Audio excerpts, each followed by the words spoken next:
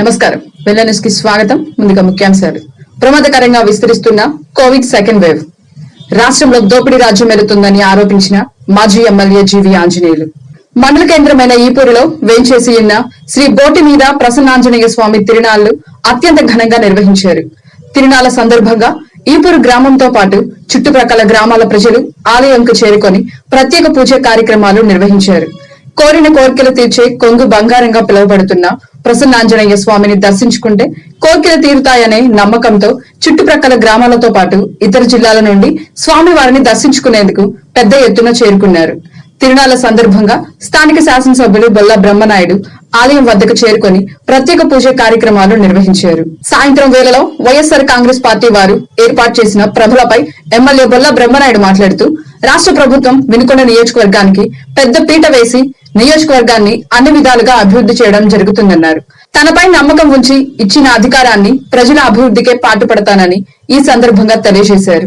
ప్రతిపక్ష పార్టీ వారు నోరు తెరిస్తే పచ్చి అబద్దాలు ఆడుతున్నారని, దానికోసం మొన్న మున్సిపల్ పంచాయతీ ఎన్నికల్లో ప్రజలు మంచి తీర్పు ఇచ్చారని ఈ సందర్భంగా తెలియజేశారు. ప్రజాప్రతినిధిగా ఎన్నుకున్న తనకు ప్రజలు ఇచ్చిన అధికారాన్ని ఎక్కడ వాడనని, ప్రజాభివృద్ధికే ఉపయోగిస్తానని ఈ సందర్భంగా తెలియజేశారు.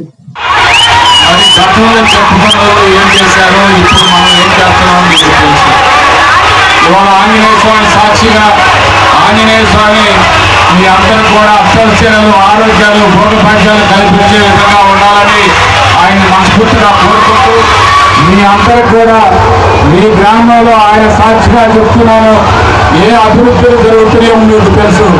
ఇవాళ చూస్తే గ్రామ పరిపాలనా కేంద్రం, అదేవిధంగా రైతులకు సంబంధించి రైతు భరోసా కేంద్రం, అదేవిధంగా హెల్త్ సెంటర్, ఇవన్నీ కూడా కోట్లు ఖర్చు పెట్టి కట్టిస్తున్నాం. అదేవిధంగా పేదవాళ్ళకి ఇళ్ల స్థలం మీ అందరికీ తెలుసు, ఊరు పక్కనే కొని ఇవ్వడం జరిగింది. ఈ మండలంలో ప్రతి ఒక్క గ్రామానికి పేదవాళ్ళకి ఇళ్ల పట్టాలు ఇచ్చి ఇల్లు కట్టించే కార్యక్రమం చేస్తున్నామని మీ అందరికీ సందర్భంగా తెలియపరుస్తున్నాను. ఇల్లు కట్టుకునేదానికి సిమెంట్ కూడా కోరుతున్నారు, అదేవిధంగా ఐరన్ కూడా అవకాశం కల్పిస్తున్నారు. అన్ని కూడా చేసి పేదవాళ్ళకి గూడు కట్టేదానికి అన్ని విధాల ప్రభుత్వం, గౌరవ ముఖ్యమంత్రి గారు మీకు అన్ని విధాలా సహకరిస్తున్నారని సందర్భంగా తెలియపడుతున్నారు. అంటే వెనుకొండకి ఏ విధంగా చూసినా, ఏ ప్రెసిడెంట్ వచ్చినా, ఎవరు వచ్చినా ప్రభుత్వం సహకారం కావాలి, ఆ ఊరు అభివృద్ధి చేసుకోవాలి. మేము ఎక్కడ అభివృద్ధికి సహకరిస్తేనే కానీ ఎక్కడ కూడా అలాంటి ఒక విధంగా చూస్తే ఆ ఊరు ఎవరైనా తెలిసినా మా సొంత గ్రామంగానే భావిస్తానని కూడా ఈ సందర్భంగా మీకు తెలియపరుస్తున్నాను.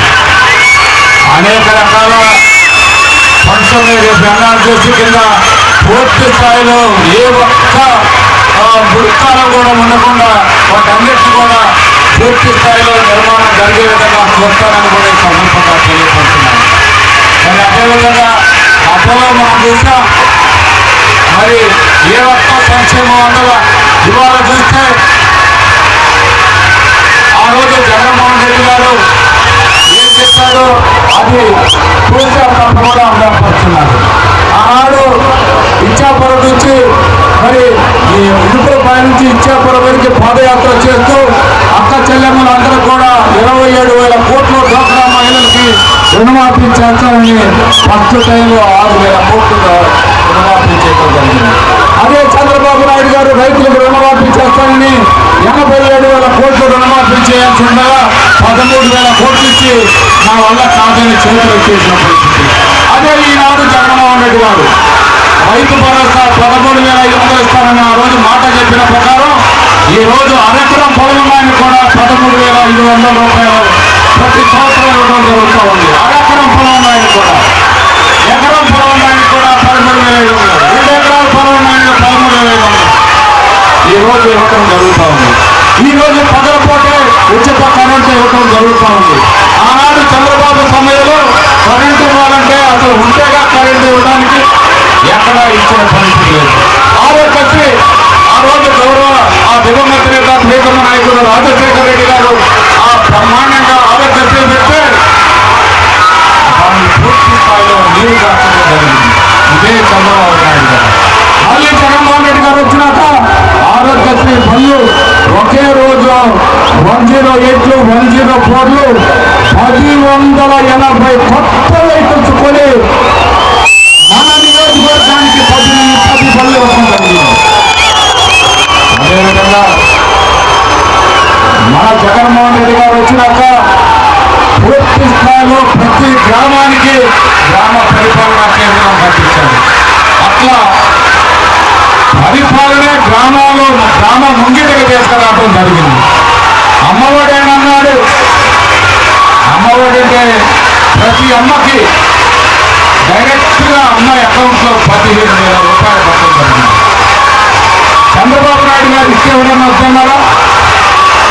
అదేవిధంగా ఎస్సీ ఎస్టీ బీసీ మైనార్టీ మహిళలకి 45 సంవత్సరాలు నిండగానే 18,750 రూపాయలు ఇవ్వడం జరిగింది.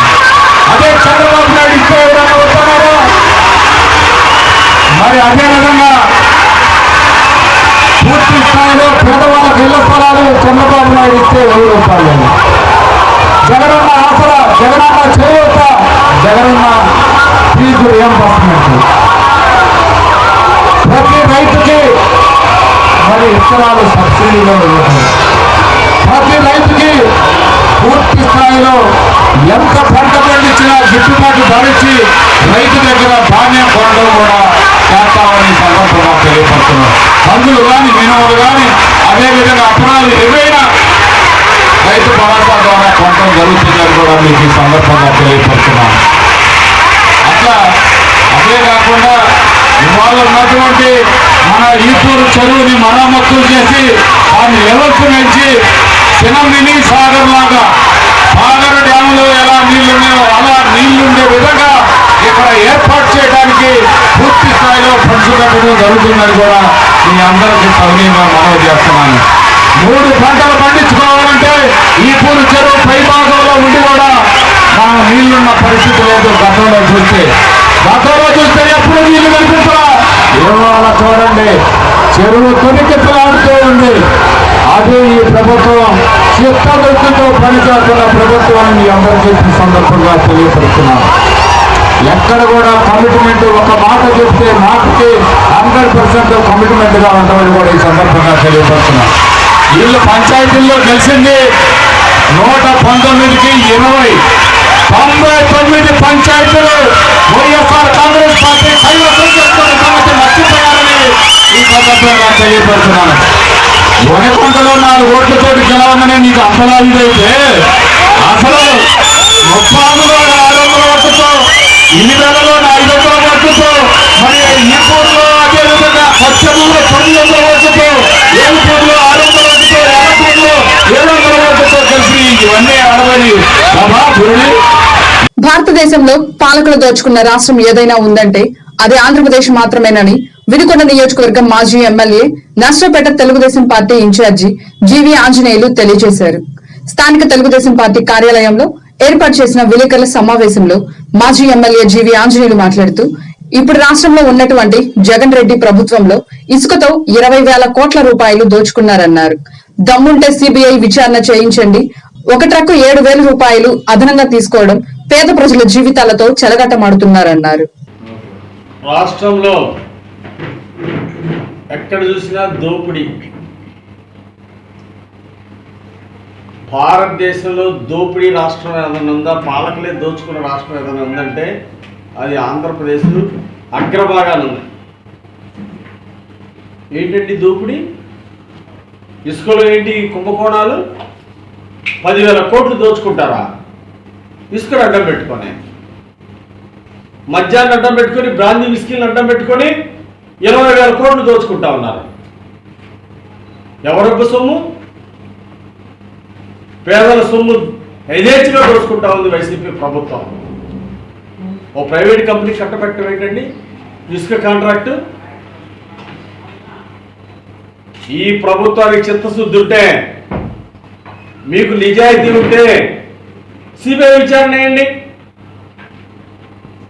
మీరు దమ్ముంటే శ్వేతపత్రం రిలీజ్ చేయండి. గుప్తాగా అన్ని ఇసుక రీచుల్ని ఒకే కంపెనీకి ధారాదత్తం చేశారు. మద్యం ఏంటండి దోపిడీ? 15 రూపాయలు క్వార్టర్ బాటిల్ తయారయ్యేది 200 రూపాయలకు అమ్ముతున్నారు. ఎంత దోపిడీ అండి ఇది? పేదవాడి రక్తాన్ని తాగుతా ఉంది ప్రభుత్వం. ఏదో ప్రభుత్వానికి ఆదాయం పెంచామని చెప్పుకుంటూ పేదవాడి రక్తాన్ని తాగుతున్నారు. పేదవాడిని బలహీనతను అడ్డం పెట్టుకొని నాసి రకం మద్యం అమ్ముతా ఉన్నారు రాష్ట్రంలో. ఈ రాష్ట్రంలో దొరికే బ్రాండ్లు ఏంటి? జగన్ చుట్టాలయా, విజయసాయిరెడ్డి గారి బంధువులు, విజయసాయిరెడ్డి గారి బ్రాండ్లు. ఇంక వేరే ఏమైనా దొరుకుతున్నాయా రాష్ట్రంలో? అంటే స్థానిక శాసనసభ్యుడు ఎమ్మెల్యేకి తెలియకుండా, బొల్లా గారికి తెలియకుండా ఇక్కడ జరుగుతున్నాయా? ఎన్ని రియల్ ఎస్టేట్ వెంచర్లు? ఎమ్మెల్యే గారి బినామీ పేరుతో ఇక్కడ రియల్ ఎస్టేట్ వెంచర్లు నడవట్లేదా? అంటే తెలుగుదేశం వెంచర్ అంటే తెలుగుదేశం కూడా ఎక్కడన్నా ఒక చిన్న వెంచర్ వేసుకుంటే వాళ్ళు రూల్స్ ప్రకారం చేసిన వాళ్ళ పర్మిషన్ ఇవ్వడం. మీ బినామీలు ప్రభుత్వ భూములు ఆక్రమించి రియల్ ఎస్టేట్ వెంచర్లు వేసినా కానీ దానికి బ్రహ్మాండంగా అనుమతులు వస్తాయి. ఏ విధంగా వస్తున్నాయి? వినుకొండలో ఏ భూములు ఎక్కడ ఆక్రమించారో కూడా దాన్ని నిగ్గు తేలుస్తాం. ఎమ్మెల్యే అండదండలతో ఎక్కడ ఆక్రమించారు అంటే ఎవరు అసైన్మెంట్ భూములు ఉంచుకోకూడదు, కానీ బొల్ల బ్రహ్మనాయుడు గారు అసైన్మెంట్ భూములు కొనుక్కోవచ్చా, ఆక్రమించుకోవచ్చా? అంటే ప్రజలకో న్యాయం, ఎమ్మెల్యేకో న్యాయమా? ప్రభుదాసు మా సర్పంచ్ గత మాజీ సర్పంచ్ దాస్ బ్రదరు, కేవలం అతను పంట భూమి, పండ్ల తోటలో నుండి ట్రాక్టర్లు ఇసుక దొంగ ఇసుక రవాణా చేసుకుంటుంటే నా పొలంలో నుండి వద్దు, నా హార్టికల్చర్ మొక్కలు పాడైపోతున్నాయి, నా పండ్ల తోట పాడైపోతుంది, దయచేసి నా భూమిలో నుండి మీ ట్రాక్టర్లు వద్దు అని చెప్పినందుకు దాడి చేస్తారా? అంటే దళితులంటే ఈ ప్రభుత్వానికి అంత చులకనగా ఉందా? ఇది ప్రభుత్వం చేపిస్తున్నటువంటి దాడులు. ప్రభుత్వం ఎవరైనా దళితుల మీద దాడులు చేయొద్దు, ప్రజల మీద దాడులు చేయొద్దని చేస్తారా? యథేచ్ఛగా దాడులకు పాల్పడుతున్నారు. మరి దారుల ప్రభుదాస్ మీద, ఒక దళితుల మీద కొండలాంటి దాడి జరగడం చాలా బాధాకరం. దీన్ని ఖండిస్తున్నాం. దేశంలో కరోనా సెకండ్ విజృంభిస్తున్న తరుణంలో వినుకొండ పట్టణ మండలాల ప్రజలు జాగ్రత్తలు పాటించాలని, బయటకు వచ్చే సమయంలో మాస్క్, శానిటైజర్, భౌతిక దూరంతో పాటు 45 సంవత్సరాలు నిండిన ప్రతి ఒక్కరూ వ్యాక్సిన్ వేసుకోవాల్సిన అవసరం ఉందని మున్సిపల్ కమిషనర్ బి శ్రీనివాసులు తెలియజేశారు. స్థానిక మున్సిపల్ కార్యాలయంలో మున్సిపల్ చైర్మన్ డాక్టర్ దస్తగిరి, తహసీల్దార్ అనిల్ కుమార్, సిఐ చిన్నమల్లయ్య, డాక్టర్ శ్రీనివాసరెడ్డిలు విలేకరుల సమావేశంలో నిర్వహించారు. ఈ సందర్భంగా వారు మాట్లాడుతూ ప్రతి ఒక్కరూ బయటకు వచ్చే సమయంలో మాస్కులు, శానిటైజర్ తప్పనిసరిగా ధరించాలని, సామాజిక దూరం పాటించాలన్నారు. కరోనా 2 విజృంభిస్తున్న తరుణంలో వినుకొండ పట్టణ ప్రాంత ప్రజలు కాస్త జాగ్రత్తలు పాటిస్తే మన యొక్క ఆరోగ్యాలను కాపాడుకోవచ్చునని ఈ సందర్భంగా తెలియజేశారు. గతంలో కరోనా విజృంభిస్తున్న తరుణంలో లాక్డౌన్ విధించడంతో ప్రజలు ఎంతో ఇబ్బందులు పడ్డారని, ఆ విషయం మర్చిపోకముందే మరలా సెకండ్ వేవ్ వస్తున్న తరుణంలో ప్రజలు జాగ్రత్తలు పాటించాలన్నారు. ప్రజలు భయపడాల్సిన అవసరం ఏమీ లేదని, బయటకు వచ్చే సమయంలో కొంచెం జాగ్రత్తలు పాటిస్తే ఆరోగ్యాలను కాపాడుకోవచ్చునని సూచించారు. ప్రతి ఒక్కరూ లేనిపోని అపోహలు పెట్టుకోకుండా వ్యాక్సిన్ వేయించుకుంటే 80% రిలీఫ్ గా ఉంటుందని తెలియజేశారు. మన వినుకొండలో కోవిడ్-19 కేసెస్ ఎక్కువైనాయి. దాంట్లో భాగంగా సంజయ్ గాంధీ నగర్లో 17 కేసులు వచ్చినాయి 3 నెలల్లో. దాంట్లో భాగంగా ఈ మీటింగ్ కండక్ట్ చేస్తాము.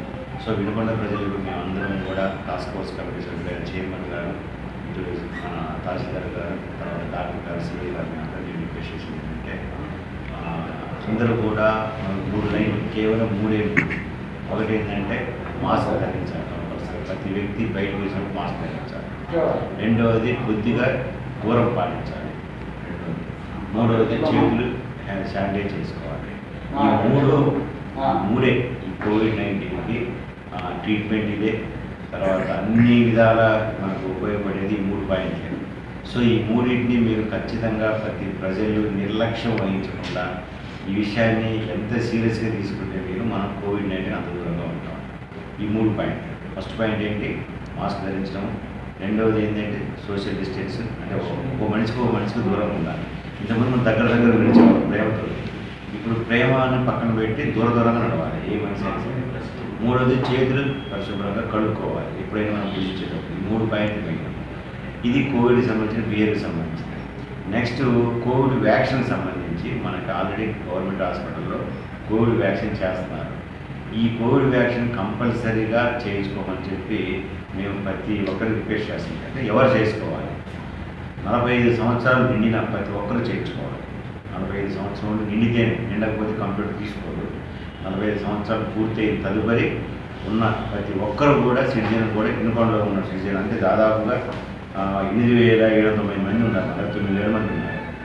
ఎవరైనా వచ్చి ఆధార్ కార్డు తీసుకొని వచ్చి ఈ వ్యాక్సిన్ చేసుకోవాల్సిందిగా కోరుతున్నాం. నెక్స్ట్ 45లో కూడా మళ్ళీ కోమార్బిడ్ అంటే ఏదైనా షుగర్ కానీ బీపీ కానీ వీళ్ళందరూ కూడా చేసుకోవచ్చు.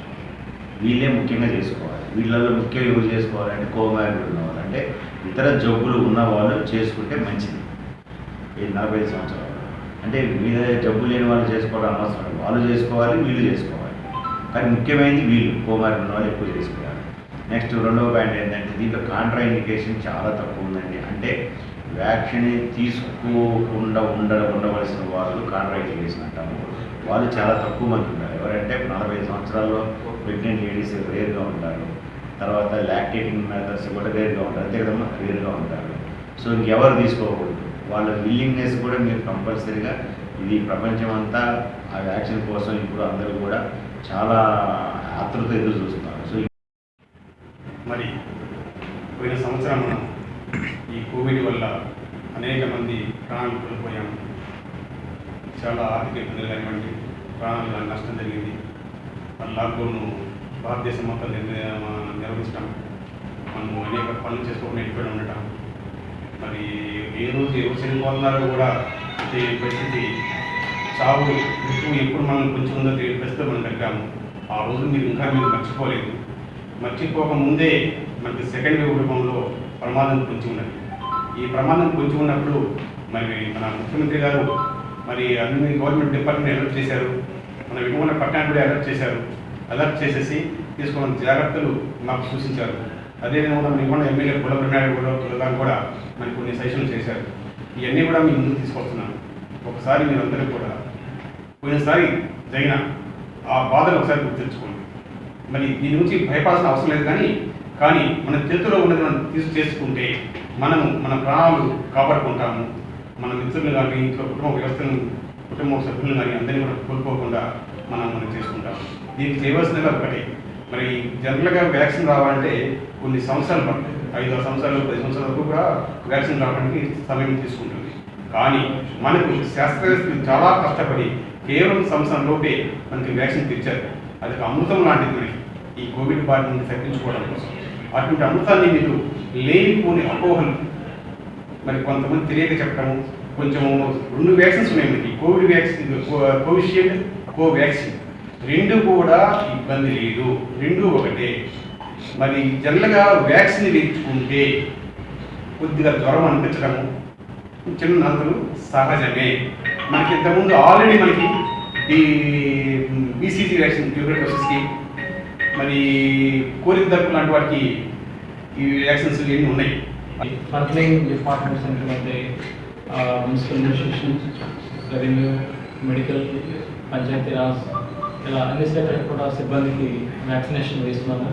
ఇప్పుడు సుమారుగా 80% వరకు ఆల్మోస్ట్ వ్యాక్సినేషన్ తీసుకోవడం జరిగింది. ఇంకా మిగతా వాళ్ళు కూడా తీసుకునేందుకు మేము చర్యలు తీసుకున్నాము. ముఖ్యంగా ఈ మార్చ్, ఏప్రిల్, మే ఈ కమింగ్ మంత్స్లో ఏం చేయాలంటే చాలా జాగ్రత్తగా ఉండాలి. ఇప్పుడు మరి చలివేంద్రాలు ఏర్పాటు చేస్తారు. చలివేంద్రాలు ఏర్పాటు చేసే వాళ్ళందరూ కూడా ఏంటంటే డిస్పోజబుల్ గ్లాసులు ఏర్పాటు చేయండి. ఎక్కడ కూడా అంటే స్టీల్ గ్లాసులు ఏర్పాటు చేయకూడదు, అది స్ప్రెడ్ అవుతుంది. కాబట్టి వాటిని కూడా పేపర్ గ్లాసులు, అంటే ప్లాస్టిక్ వాడకూడదు. కాబట్టి ఎవరైనా ఏర్పాటు చేయాలంటే కనుక పేపర్ గ్లాసుల్లో మాత్రమే ఈ యొక్క చలివేంద్రాలు ఏర్పాటు చేయాల్సి ఉందన్నమాట. తర్వాత ఈ ఆటో డ్రైవర్లు కూడా వాళ్ళు తప్పనిసరిగా ఈ ప్యాసింజర్స్కి మాస్క్ లేకపోతే ఎటు ఎలా చేయవచ్చు చెప్పేసి కూడా అదేవిధంగా ఆర్టీసీ బస్సుల్లో కానివ్వండి, అదేవిధంగా మనకి సినిమా థియేటర్స్ కానివ్వండి, వీళ్ళందరూ కూడా ఏం చేయాలంటే మాస్క్ లేకపోతే మాత్రం ఎంట్రీ చేయకూడదు అనమాట. అందుకు మాత్రం కమిట్మెంట్తో ఇంటిగ్రేట్గా ఉండాల్సిందే, అప్పుడే కంట్రోల్ చేయగలుగుతాము. వ్యాక్సినేషన్ ప్రతి వ్యక్తికి, చివరి వ్యక్తి కూడా, ఈ మండలంలో ప్రతి వ్యక్తి కూడా అందేంత వరకు కూడా ఈ యొక్క ప్రికాషన్స్ పాటించాల్సిందే. ఈ మాస్కులు ధరించడం, అదేవిధంగా మనకి శానిటైజర్ ఉపయోగించడం. గొంతు నొప్పి వీటి నుంచి భయపడాల్సిన అవసరం లేదు. ఎందుకంటే సీజన్ మారినప్పుడల్లా థ్రోట్కి సంబంధించిన వైరస్ కానీ బ్యాక్టీరియా కానీ అగ్రివేషన్గా బాగుంటాయి, దగ్గు జలుబు వస్తాయి. దాంతో మాత్రాన కోవిడ్ పాజిటివ్ భయపడాల్సిన అవసరం లేదు. జస్ట్ 2 days యాంటీబయాటిక్స్ వాడండి, తగ్గలేదు, అప్పుడు వచ్చి టెస్ట్ చేయించుకోండి. లేదు మాకు అందరూ ముందే చేయించుకున్నాం, మీకు ముందే వచ్చి చేయించుకోవచ్చు. Okay, thank you. సరైన మెడిసిన్ తీసుకోండి. మనకు ఇప్పుడు అందరికీ మెడిసిన్ అందుబాటులో ఉంది, గతంలో లేదు. ఇప్పుడు అందుకని ఎవరు భయపడవలసిన అవసరం లేదు. కాబట్టి వీళ్ళినంత వరకు మీరు అందరూ కూడా వ్యాక్సిన్ తీసుకుంటే ఎవరికి కూడా ప్రాబ్లం ఉండదు. ఇమ్యూనిటీ పవర్ పెరిగి ఆ యొక్క వ్యాధిని నిరోధించడానికి మనం అందరూ కూడా బాగుంటాం.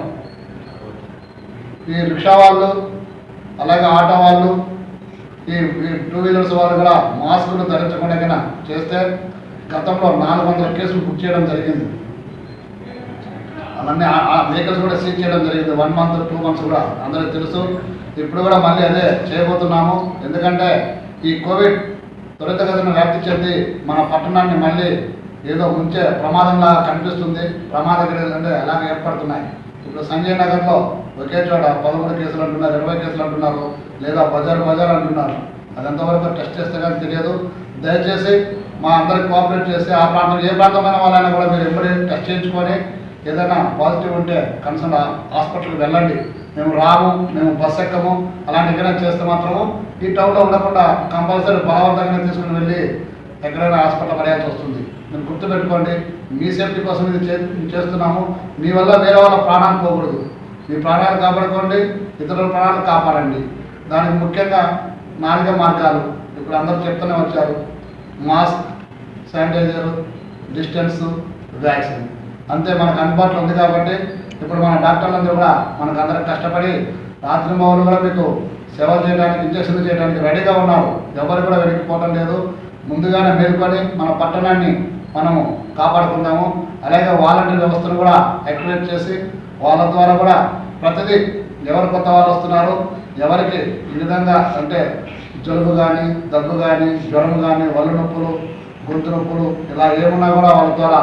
రెడ్ క్రాస్ సంస్థ 100 సంవత్సరాలు పూర్తి చేసుకున్న సందర్భంగా పట్టణంలో విద్యార్థులు సైకిల్ ర్యాలీ నిర్వహించారు.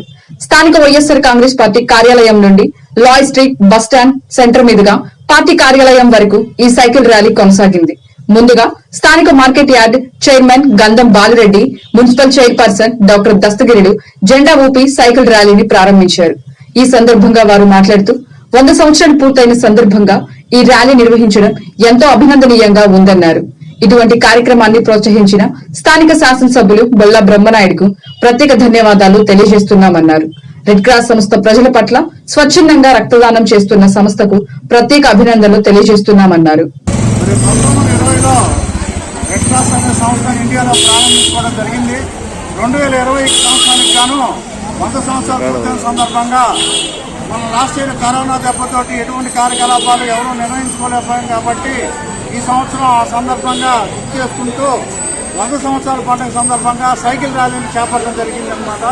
అది ఈ రోజున మన చైర్మన్ గారు దస్తగిరి గారు, మరియు మన వైస్ చైర్మన్ రాజేష్ ఖన్నా గారు, మన కౌన్సిలర్లు బాషా గారు, ఆనాల్ పున్నయ్య గారు, మరి మన red cross vice president M N Prasad garu ఈ సందర్భంగా ఈ కార్యక్రమానికి వచ్చి ఈ కార్యక్రమాన్ని విజయవంతం చేస్తున్నందుకు చాలా సంతోషంగా ఉంది.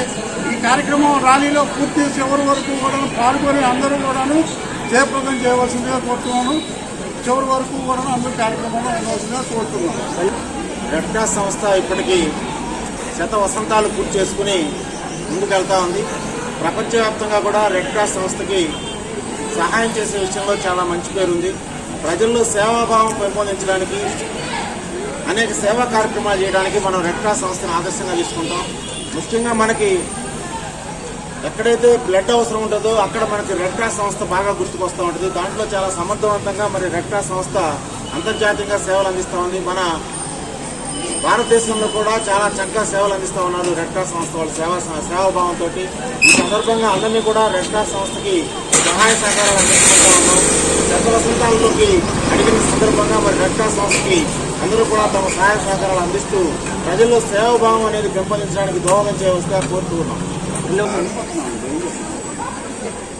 సంవత్సరాలు పూర్తి చేసుకున్న సందర్భంగా ఇక్కడ ప్రత్యేక నమస్కారం.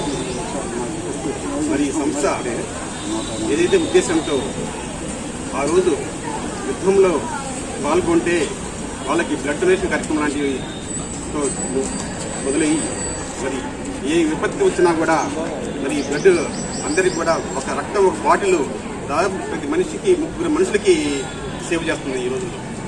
మరి రక్తదానం చాలా గొప్పది అందరికీ తెలుసు.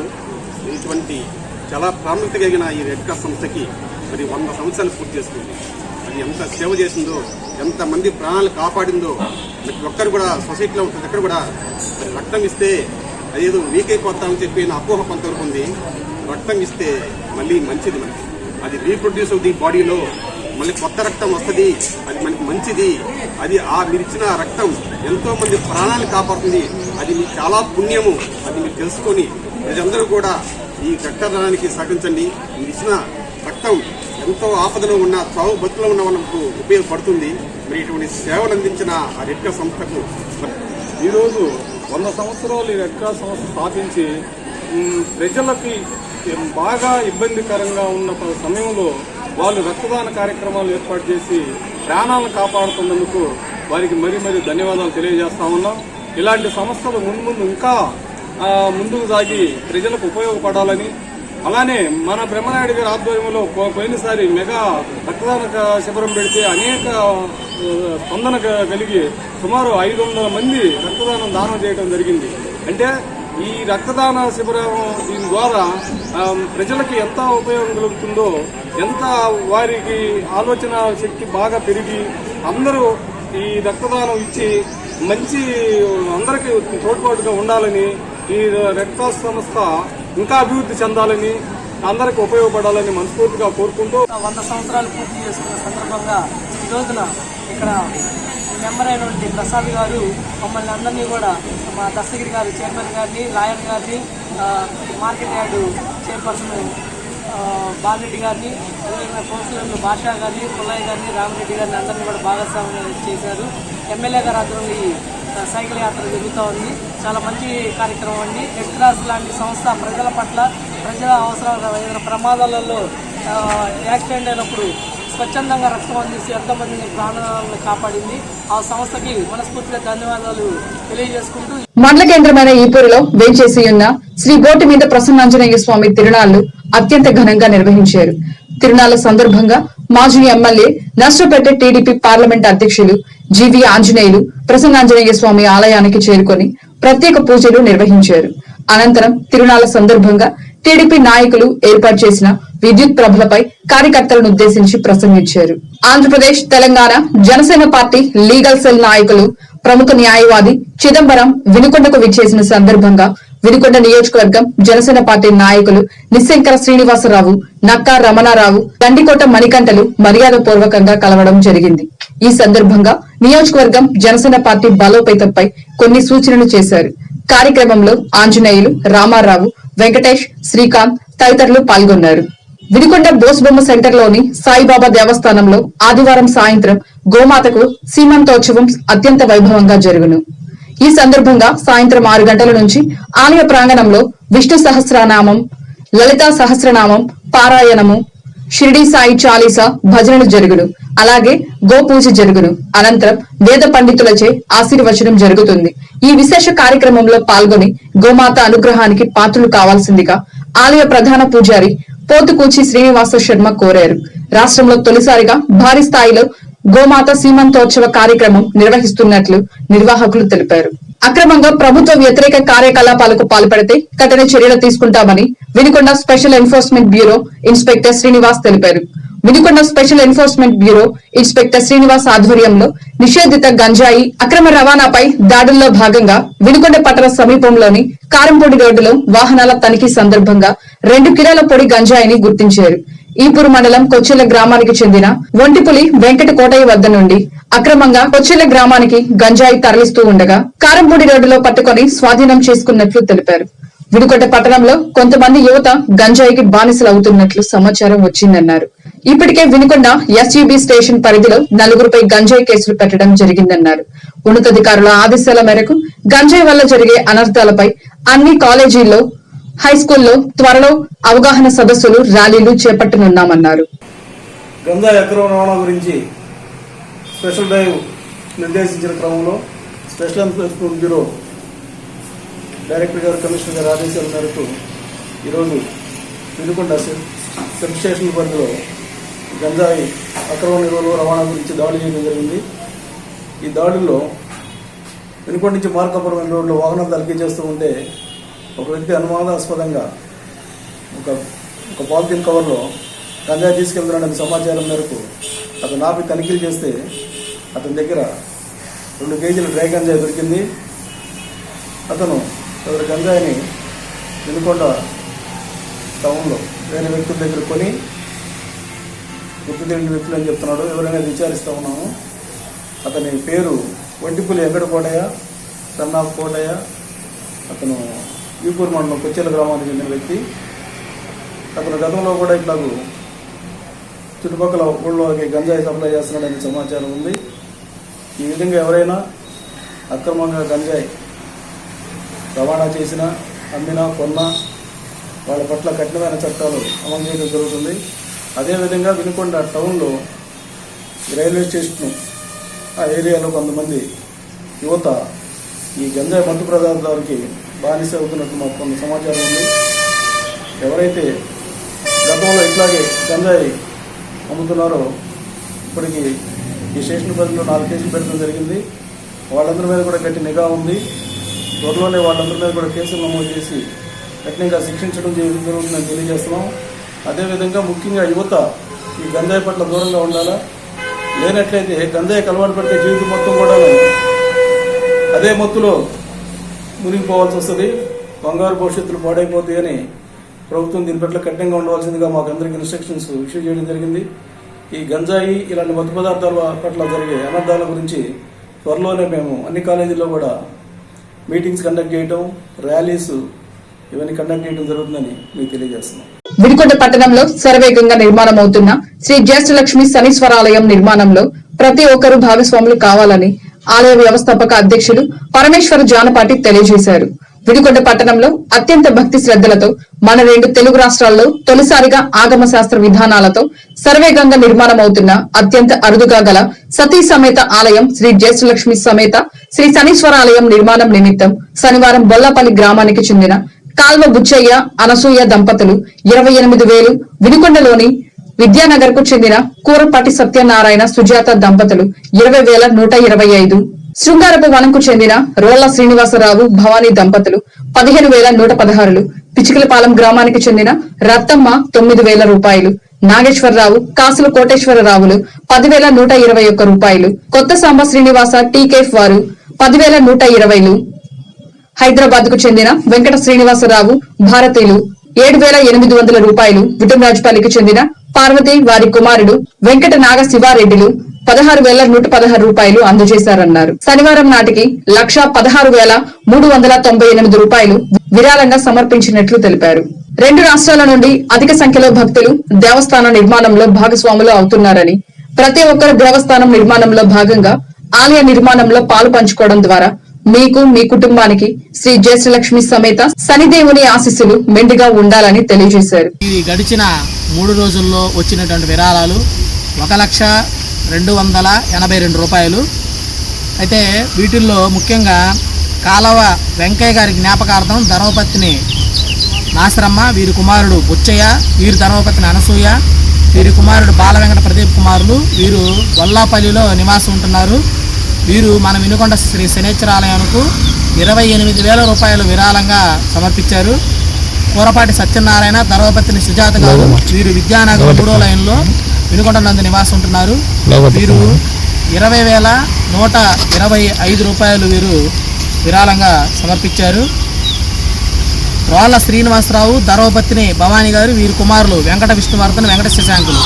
వీరు మన వినుకొండ పట్టణంలో శృంగారవనంలో నివాసం ఉంటున్నారు. వీరు 15,116 రూపాయలు ఒక కిటికీ నిమిత్తం సమర్పించారు.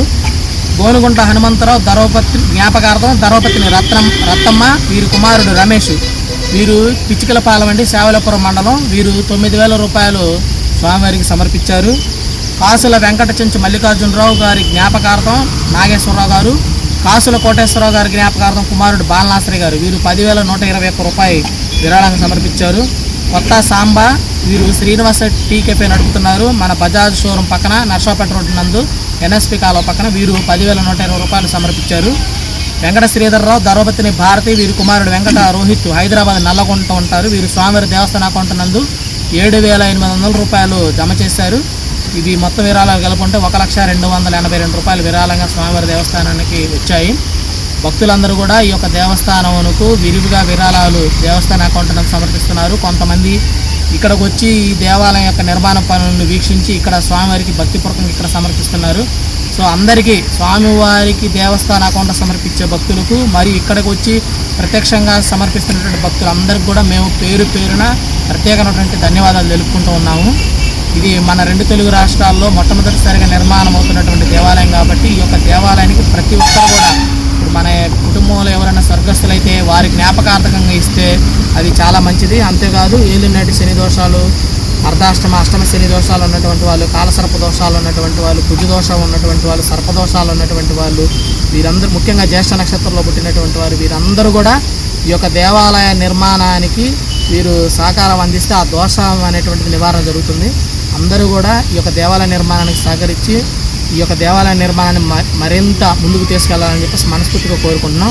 ఈపూరులో నిన్న జరిగిన శ్రీ ప్రసన్నాంజనేయ స్వామి తిరునాళ్ల సందర్భంగా ఎర్రబాలెం గ్రామస్తులు నిర్మించిన జనసేన పార్టీ ప్రభుపై నిశంకర్రావు, శ్రీనివాసరావు ముఖ్య అతిథిగా పాల్గొని ప్రసంగించారు. యువకులతో కూడిన కొత్త తరం రాజకీయాల కోసం ప్రజలు అండగా ఉండాల్సిన అవసరం ఉందన్నారు. రాబోయే రోజుల్లో జనసేన మరింత బలపడుతుందని ఆకాంక్షించారు. కార్యక్రమంలో జన సైనికులు పెద్ద సంఖ్యలో పాల్గొన్నారు.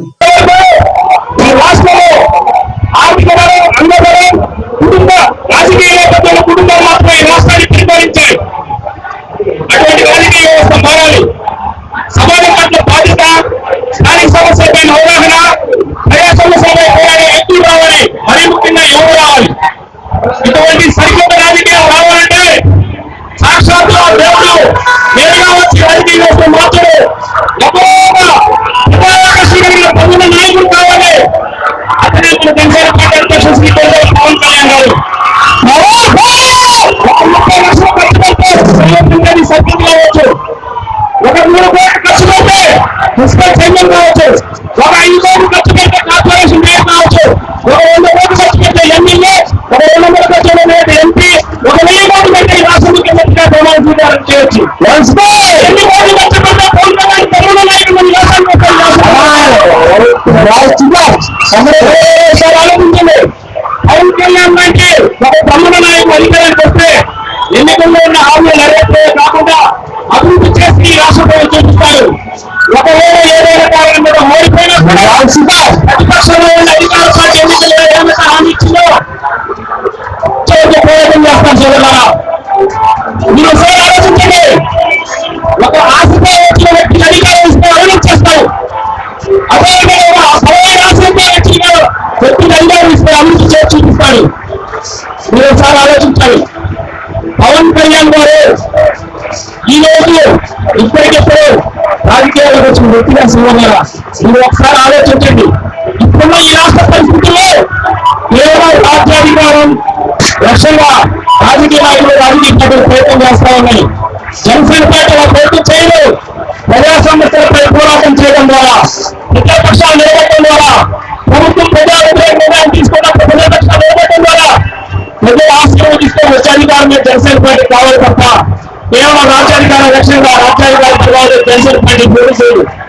నాతో చాలా మంది నా స్నేహితుల రాష్ట్ర మిత్రులు అంటారు, ఈ విధంగా లక్షల ఖర్చు పెట్టకుండా నేను గెలుస్తాను. మా స్త్రీలు మీ సౌందర్యంగా జీవన పార్టీ వచ్చు, సీపీఎల్కి వచ్చు, ఓటుకు రోజు ఓటంటే ఎలా గెలుస్తారు?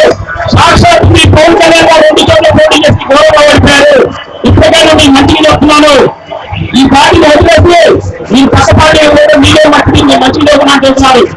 అటువంటి వ్యక్తులకి సహాయం చేయడంలో కూడా ఇదే వేదికగా విలువలు చేసుకోవడం నేను తెలియజేస్తున్నాను.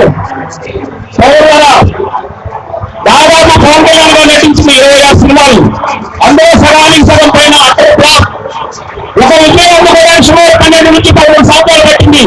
అయినా కానీ పవన్ కళ్యాణ్ గారిని వదిలిపెట్టలేదు. ఒక ఓటమి పవన్ కళ్యాణ్ గారు చేయలేదు. ఒక ఓటమి జనసేన ప్రయాణం ఆపలేదు. 2009 ఎన్నికల్లో జనసేన పార్టీ ఓడిపోయే తప్పు ఎక్కడ ఆగిపోయింది లేదు. సాక్షాత్ మా పవన్ కళ్యాణ్ గారే చెప్పారు, నా సవాన్ని మీలో నలుగురు మోసే వరకు ఈ జనసేన పార్టీ ఉంటుంది, జనసేన జెండా ఉంటుంది. పవన్ కళ్యాణ్ గారి కోసం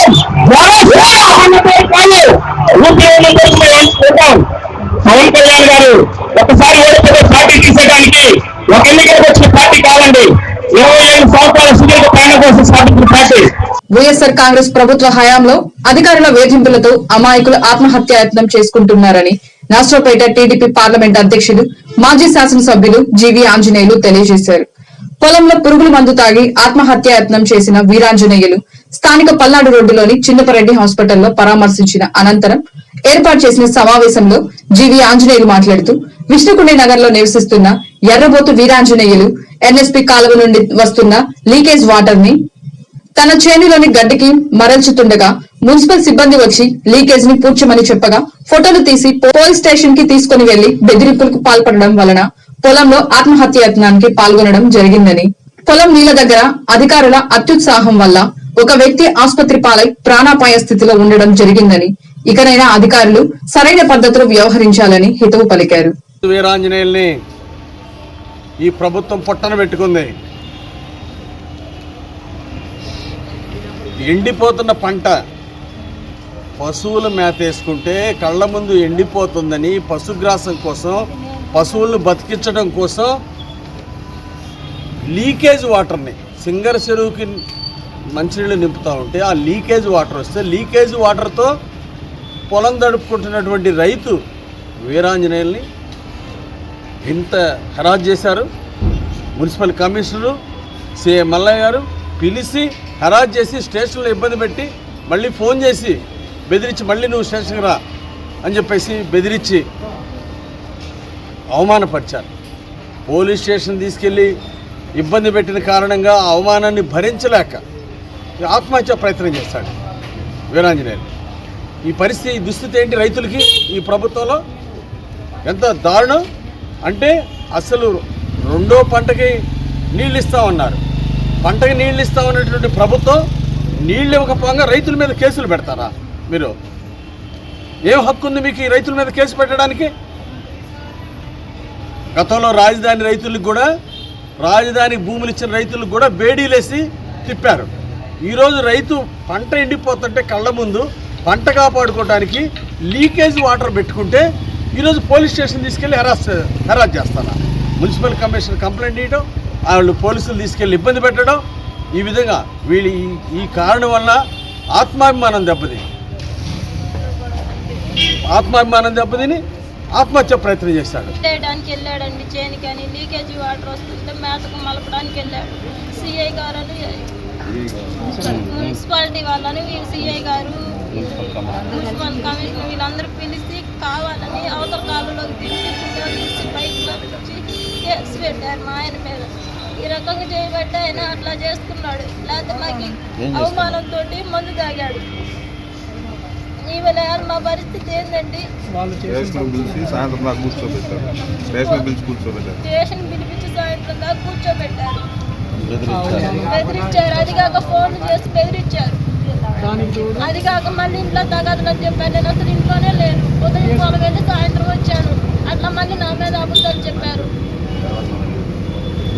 వాళ్ళ బెదిరింపులకుండానే సగం ఇట్లా చేసుకోవాల్సి వచ్చింది. అసలు ఏ తప్పు చేయలేదు. ఆయన అయితే లీకేజీ వాటర్ వస్తుంటే కొద్దిగా మేతకని మలుపుకున్నాం. దానికి అవతల పెద్ద కాలంలో తీసుకెళ్ళి ఫోటోలు చేసి వాట్సాప్లో పెట్టి ఇట్లా చేశారు, బైక్ పంపించి. వెళ్ళేసరికి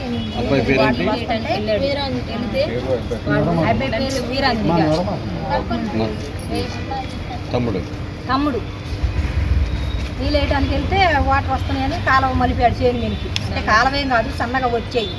వచ్చేయి మలిపితే వాళ్ళు అన్నారంట పెట్టగాక అన్నారంట. అంటే సరే పెట్టలేని వస్తుంటే ఈ పక్కకు రా సరిగా వేసుకోమని చెప్పి లోపలికి ఆ పక్కకు పిలిచి ఫోటోలు తీసి వాట్సాప్ పెట్టి కమిషనర్ గారికి సిఏ గారికి వాళ్ళకి పంపించారంట. సరే వచ్చాడు ఇంటికి రాకుండా సెల్ ఓడబీక్కొని చేతిలో సెల్ ఓడబీక్కొని స్టేషన్కి తీసుకెళ్లారంట. తీసుకెళ్ళిన తర్వాత కాసేపు కూర్చోబెట్టి మళ్ళీ పోలీస్ స్టేషన్కి తీసుకెళ్లారంట. ఇంట్లో ఎవరు లేరండి, ఎద్దులు ఉన్నాయి, అవి కట్టేయడానికి ఎవరు వల్ల కాదని మా తమ్ముడు చెప్తే సరే పంపించారు. పంపించిన తర్వాత మళ్ళీ వెళ్ళటానికి వెళ్ళాడు. వెళ్ళేసరికి ఆడ వాళ్ళు కాలువ దగ్గర కూర్చొని ఈయన చూసి కొంచెం ఏకైనా మాట్లాడేసరికి ఆ బాధ కట్టుకోలేక చేనుకి వెళ్ళి మందు తాగి అక్కడే పడిపోయాడు. పడిపోతే మేము అందరం చేను మీద పడి దేవులు అడుకొని తీసుకొని వచ్చామండి. నోటమ్మటి నొరగబడిపోయింది, అక్కడే గురకొచ్చింది. అసలు ఎవరు లేరు అక్కడ. ఇంకా మేము మోసుకుంటా వచ్చాము తలా పక్క ఆడవాళ్ళు పిల్లలు మేము. అది జరిగింది. వాళ్ళైతే వాళ్ళ ఇంట్లో ప్రాబ్లం వల్ల తాగిందని చెప్పారు అని చెబుతున్నారు. వాళ్ళు భార్య భర్త తాగాలని ఆ మాట చెప్పారు, కానీ ఇట్లా తాగిందని వాళ్ళు చెప్పట్లేదు. బెదిరించారు, బెదిరింపు వల్ల వాడు నామర్థంగా ఉంది అని తాగేశాడు. అది జరిగింది భయపడి. ఇంతటితో వెన్నెలను సమాప్తం. తిరిగి రేపటి వెన్నెల న్యూస్లో కలుసుకుందాం. నమస్కారం.